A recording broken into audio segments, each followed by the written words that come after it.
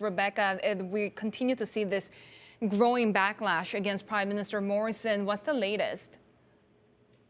Yes, hello from Melbourne. It's great to be with you, Sherry. What's been happening in the streets here these past 24 hours can only be described as politically charged and very emotional for thousands of Australians. What it could hopefully signal is a reckoning in the way sexual harassment and, moreover, sexism as a systemic issue is dealt with by those in power. On Monday, thousands of women rallied across Australia to protest against sexual violence and specifically Scott Morrison's handling of two rape scandals that have rocked Parliament.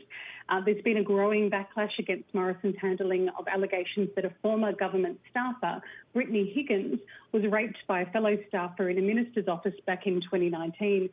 The government is also under fire for a separate claim and its failure to investigate claims that the current Attorney General, Christian Porter, raped a fellow member of his school debating team back in the 80s, allegations he denies. You don't have to go too far back, though, in the history books to see some questionable behaviour from our elected officials.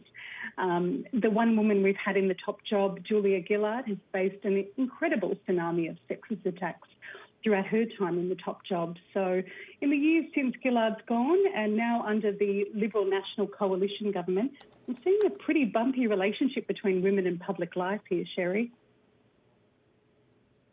So what's the government doing to improve the situation in Australia for women then?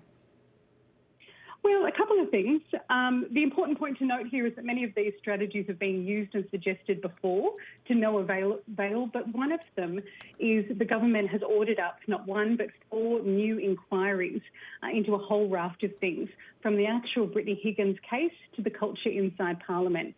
One of the people tapped to lead one of these inquiries is the current Sex Discrimination Commissioner, who, if you follow along in this space in our coverage at Bloomberg, would know, she handed down a report about a year ago, a watershed study into this very topic of sexual harassment. And she made dozens of recommendations, which have been left pretty much still in their wrappers so far. So it remains to be seen what will come from these latest reviews ordered by the government, but we'll be watching very closely.